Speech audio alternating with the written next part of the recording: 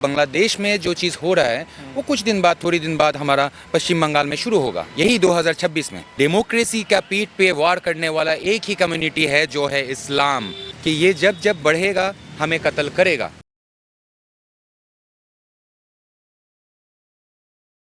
बांग्लादेश के हालात पूरे जग जाहिर हैं। इवन दुनिया भर में इसकी चर्चा हो रही कि कैसे वहाँ हिंदुओं को टारगेट करके मारा जा रहा है। अभी भारत में भी ये मांग उठ चुकी है कि भारत सरकार को एक एक्शन लेना चाहिए। कुछ लोग कह रहे हैं कि बॉर्डर के दरवाजे खोल दीजिए और हिंदुओं को भारत ले आइए, लेकिन ये भी पक्का सॉल्यूशन नहीं है। इस मुद्दे पर आज मेरे साथ एक्स मुस्लिम सत्या साधु जी हैं, जिनका वेशभूषा पूरा नाम से आप क्लियर हो गए होंगे, सत्या साधु की साधुओं का इन्होंने वेश अपना लिया है। लेकिन रीज़न भी जानने का प्रयास करूंगा, इस्लाम से क्या ताल्लुक़ है वो भी जानने का प्रयास करूंगा, और कंट्रोल कैसे हो सकता है और भारत कैसे सुरक्षित रह सकता है, ये तमाम सवाल मेरे होने वाले हैं। सत्या जी, बहुत स्वागत। ओम नमः शिवाय जी। ओम नमः शिवाय। बांग्लादेश में जो कुछ हो रहा है, जो मौतें हो रही हैं हिंदुओं की, आप उनको कैसे देखते हैं? सबसे पहले तो मैं ये पूछना चाहता हूँ। सर, ये तो होना ही था। हाँ, भेड़िए के गुफा में अगर हम मुर्गी छोड़ देंगे, वो मुर्गी कभी ज़िंदा नहीं रह सकता।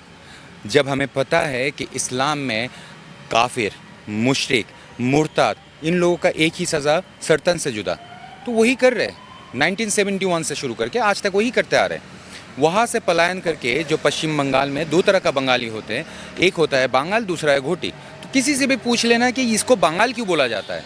बांगाल इसलिए बोला जाता है क्योंकि बांग्लादेश में वो लोग अत्याचारित होके फिर भाग के अपना ज़िंदगी बचा के पश्चिम बंगाल में आए हैं। तो अत्याचार आज पहली बार नहीं हो रहा है, पहले से ही होते आ रहे हैं। और आप लोग ये पूछना चाहते हैं कि इसका सलूशन क्या है।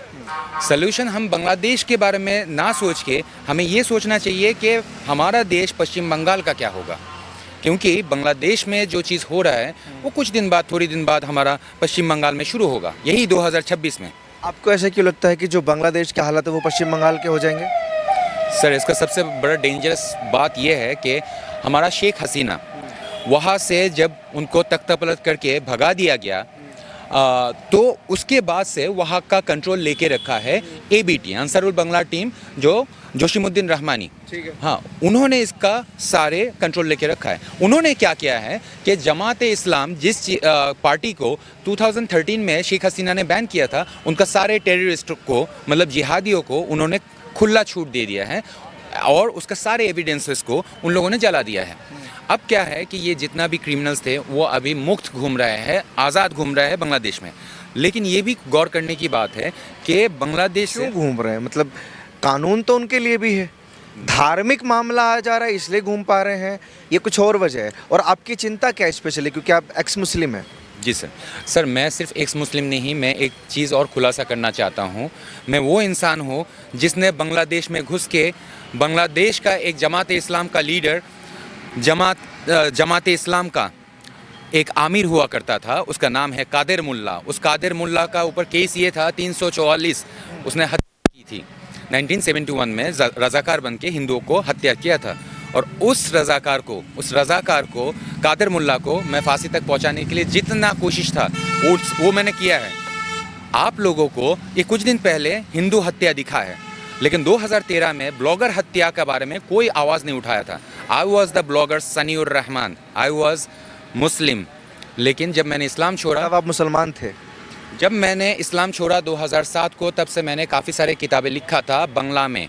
उसमें से एक किताब था राजा करेर कीर्ति को था, तो उसमें पूरा अनाउंस हो चुका था कि मैं मुस्लिम नहीं हूँ। और उसी के बाद ही मुझे काटा गया था। नारा तकबीर अल्लाहु अकबर बोल के बांग्लादेश का ढाका का मीरपुर में मुझे काटा गया था। So I know the situation in Bangladesh very well.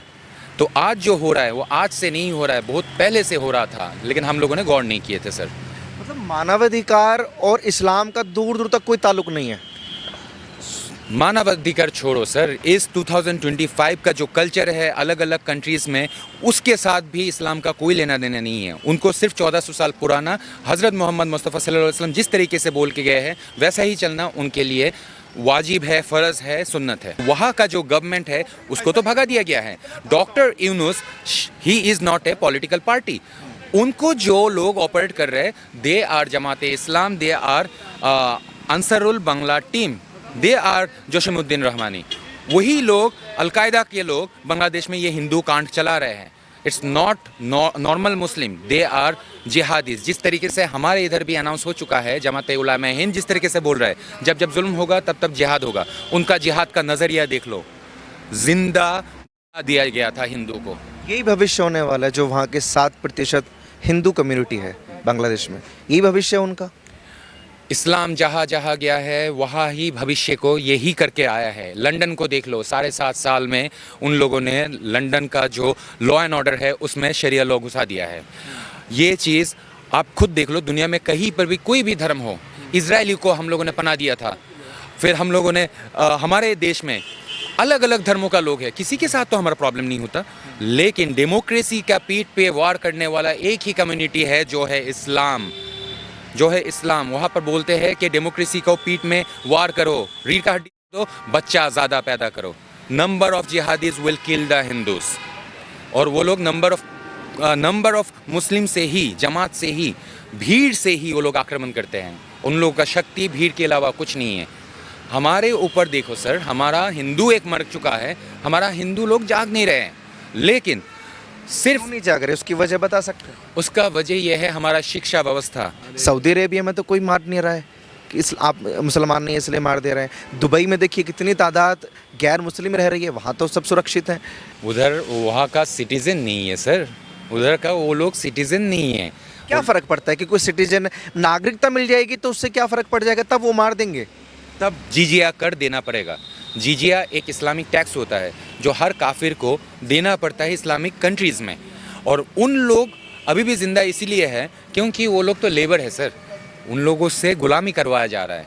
They are not citizen of those countries. इसके मतलब उन लोगों से कोई फ़ायदा लिया जा रहा है, स्वार्थ लिया जा रहा है। स्वार्थ ख़त्म हो जाएगा तो ये कोई भी हिंदू बचेगा नहीं, कोई भी काफिर बचेगा नहीं, कोई भी मुर्ताद बचेगा नहीं सर। आपको लगता है कि हिंदुस्तान में जो हिंदू पॉपुलेशन जब तक सर्वाधिक है तब तक इस्लाम अच्छा है, हिंदू जैसे ही घटेगा इस्लाम खराब हो जाएगा? सर आपको इतिहास देखना होगा।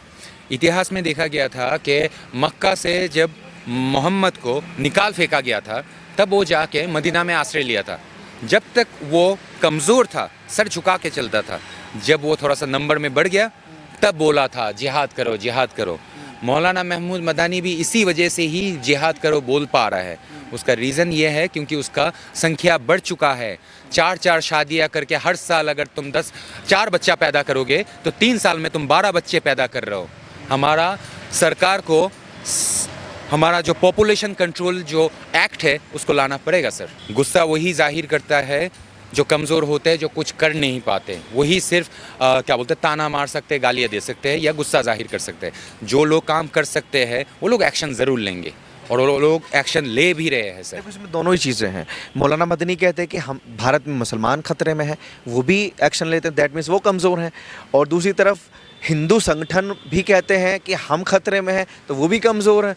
तो फिर मजबूत कौन है? सर अभी क्या है कि जिस तरीके से टॉर्चर हिंदुओं के ऊपर हुआ है, हम लोगों ने मुस्लिमों के ऊपर कब किया है? इतिहास घाट के दिखा दो, पूरा इतिहास घाट के दिखा दो। कोई भी सेकुलर हो, कोई भी मुस्लिमों का एजेंट हो या मार्केटिंग मैनेजर हो, मुस्लिम समाजवादी पार्टी का यादव हो जैसा। लेकिन सर सच्चाई ये है कि ये जब जब बढ़ेगा हमें कत्ल करेगा, और जब तक माइनॉरिटी रहेगा हम लोग सुरक्षित है। और इनसे सिर्फ हिंदू खतरे में नहीं है सर, इनसे नॉन मुस्लिम हर कोई खतरे में है। और उसका लेबल भी देख लो। हम लोग अगर मुस्लिमों के ऊपर जुल्म करते हैं, बस यही जुल्म करते हैं कि all India Muslim personal law board हमारा संविधान के सामने खड़ा होने नहीं देंगे, ये उसके ऊपर जुल्म है। वक्फा बोर्ड को हम संविधान के सामने खड़ा नहीं होने देंगे। फिर हम लोग 3 तलाक करने नहीं दे रहे, हलाला करने नहीं दे रहे। इसीलिए मौलाना महमूद मदानी ने बोला है कि हमारे ऊपर जुल्म हो रहा है। क्यों? शाहरुख खान को इस दुनिया का सबसे रिचेस्ट मुस्लिम एक्टर बना दिया, ये तुम्हारे ऊपर जुल्म था। अरे जुल्म तो उसको कहा जाता है जो जिंदा हिंदू को जला दिया गया था, अल्लाह अकबर चीख चीख के, वो होता है जुल्म। ये जुल्म थमेगा नहीं जब तक इस्लाम जहाँ है वहाँ कोई गैर मुस्लिम रहेगा, ये जुल्म ऐसे ही बढ़ेगा। तब तक चलते रहेगा जब तक फितना ख़त्म ना हो जाए। तब तक जिहाद चलते रहेगा जब तक फितना ख़त्म ना हो जाए। फितना उसको कहते हैं इस्लाम के अलावा दूसरा कोई भी विश्वास हो, वो लिखा हुआ है कुरान में। कोई भी स्कॉलर को बुला लो मेरे सामने, I will prove him wrong. आप लोग भी अपनी राय कमेंट बॉक्स में दीजिए और ऐसी खबरों के लिए आप जुड़े रहिए हमारे साथ।